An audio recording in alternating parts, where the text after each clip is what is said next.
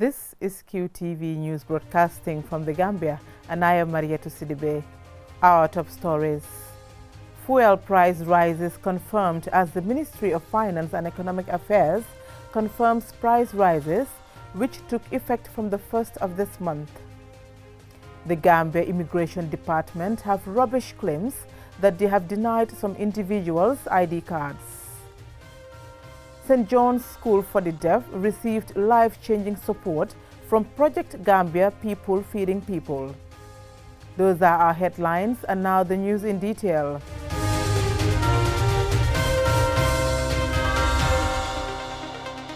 The Ministry of Finance and Economic Affairs, via a press release, informs the public that from April 1st, 2019, the amount of domestic pump prices of petrol, diesel and kerosene will be sold at the following prices.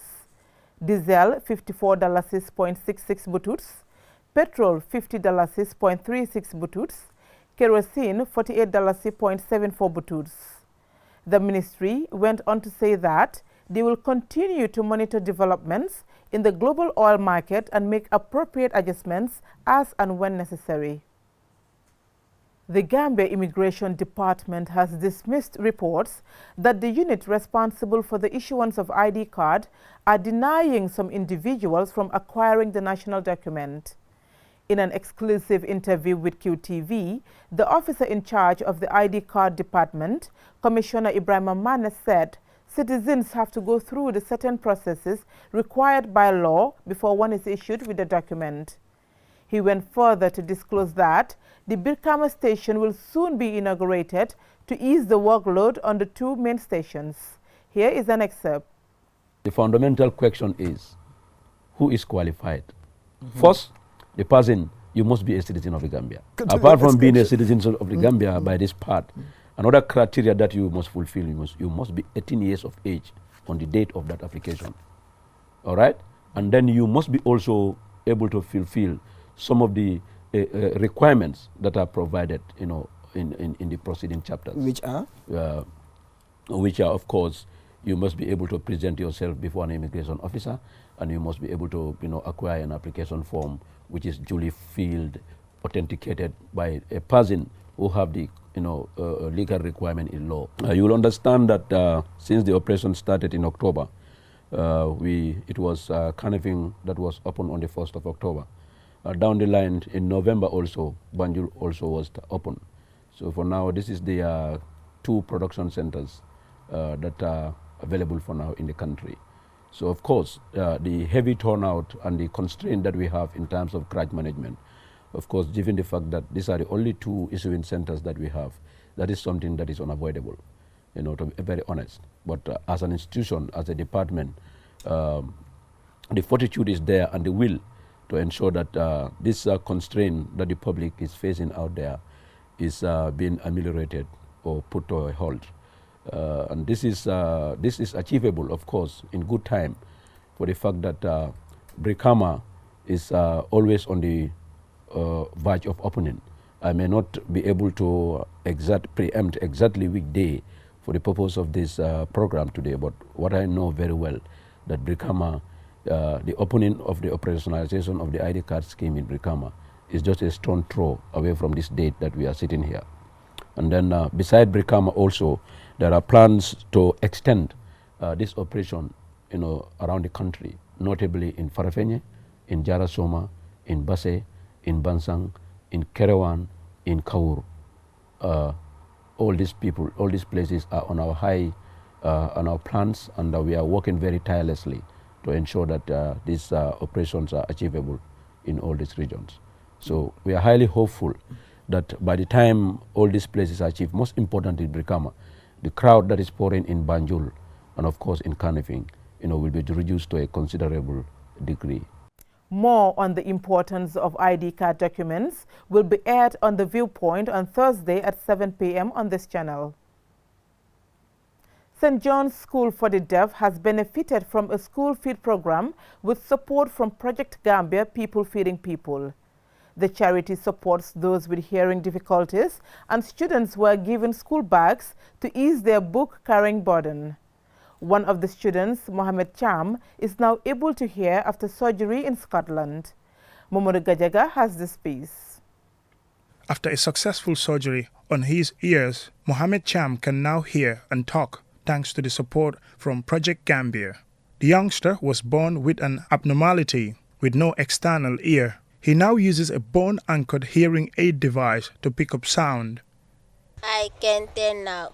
Thank you. Dr. Arun Ayer, an ETN surgeon from Scotland, performed the operation. It went very well.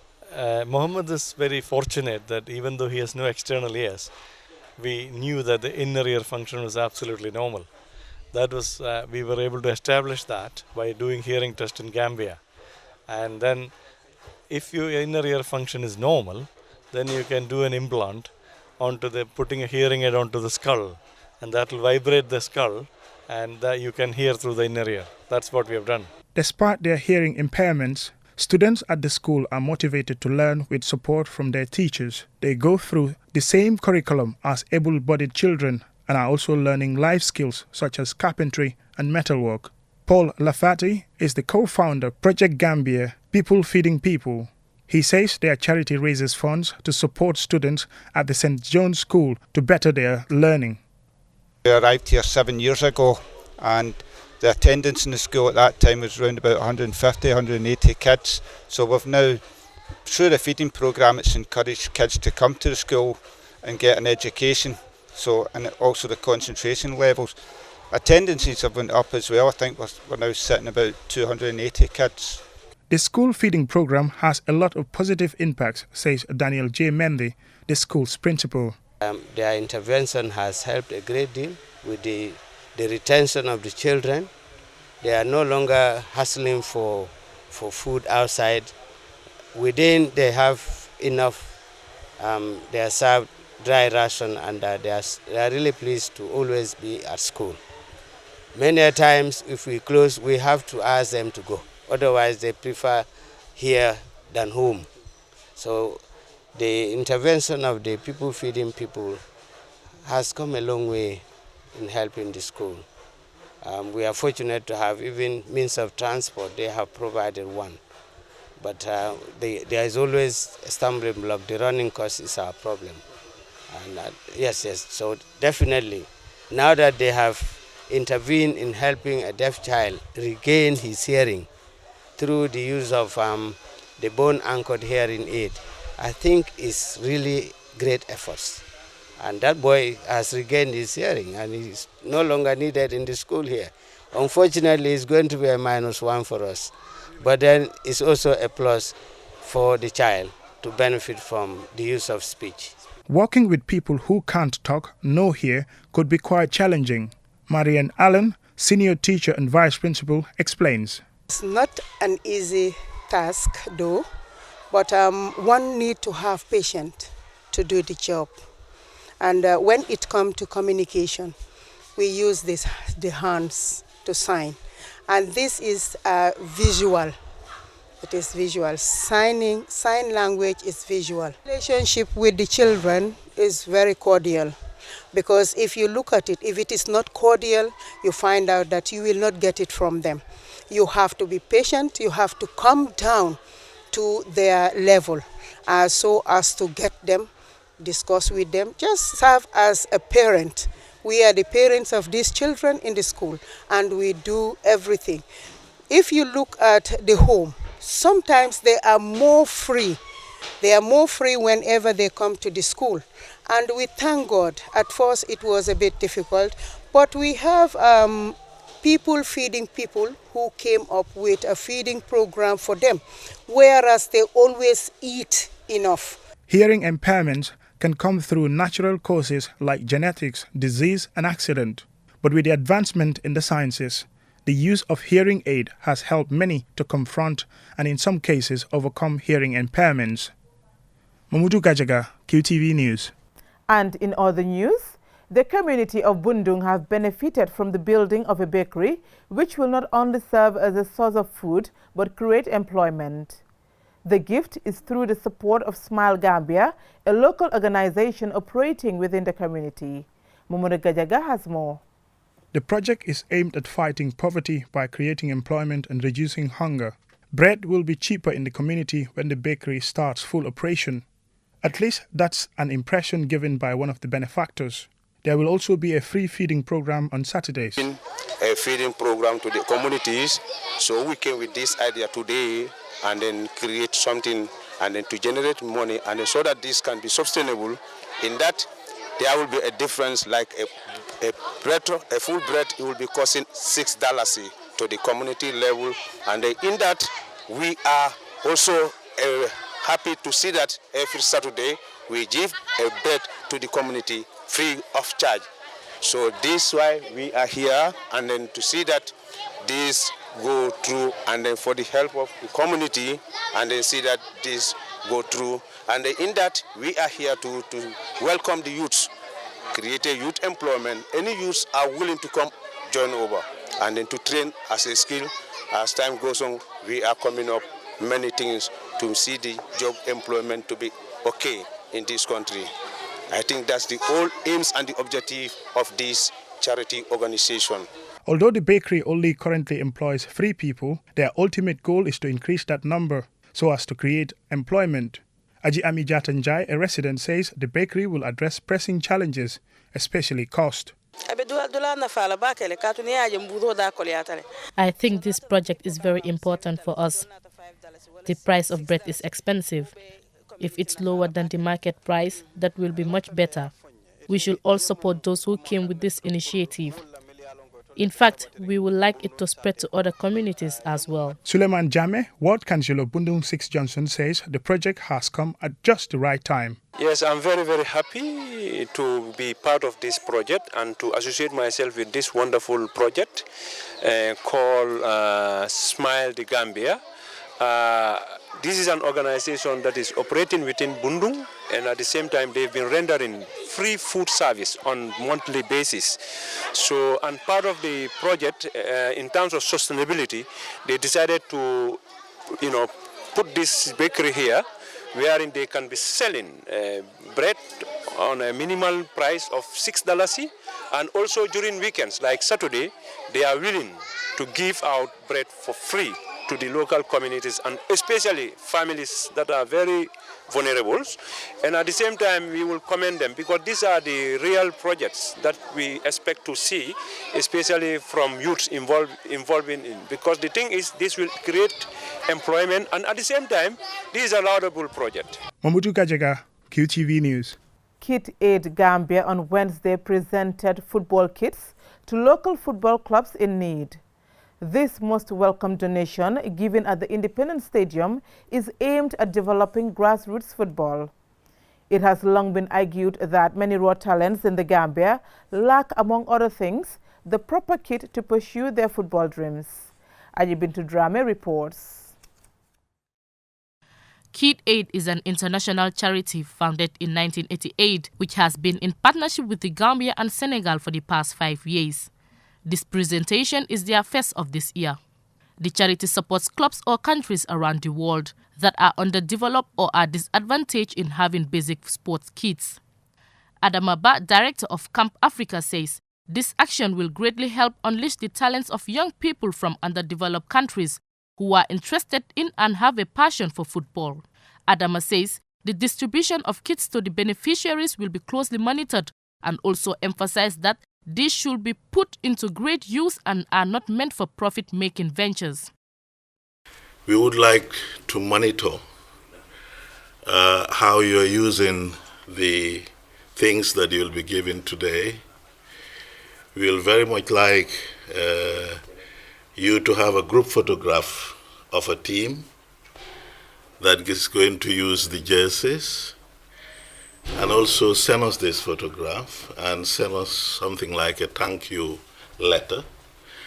We will appreciate this because this is the thing we send back to the charity just to show that this is utilized in the best way possible. So we want to stand out very clearly that all the things that we get from Kit Aid is distributed to underprivileged clubs. So we will appreciate, as I said, if you do us this favor of one, doing a photograph of the team, and above all, to make sure that these jerseys are not meant for individuals, they are not meant for sale, they are not meant for any profitable venture. George Gomez, coordinator of Kid Aid in Gambia and Senegal, gives a brief synopsis of the organization and extended appreciation to the benefactors, adding that there will be similar donations if the kits are used as intended. We've been working with Kid Aid now for almost 5 years. When I met Kid Aid 5 years ago, they were concerned that Gambia and Senegal do not have representation and they don't help.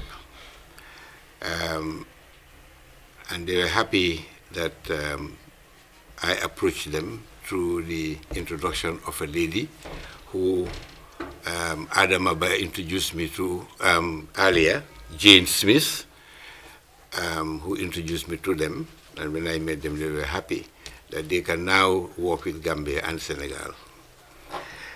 Now, their main aim is football, because this guy who started Kid Aid worked for 30 years in Kenya, and he said that he would pass the boys, they would just play barefooted, and this was why after he finished and retired from his work in Kenya, he decided to set this up with the then.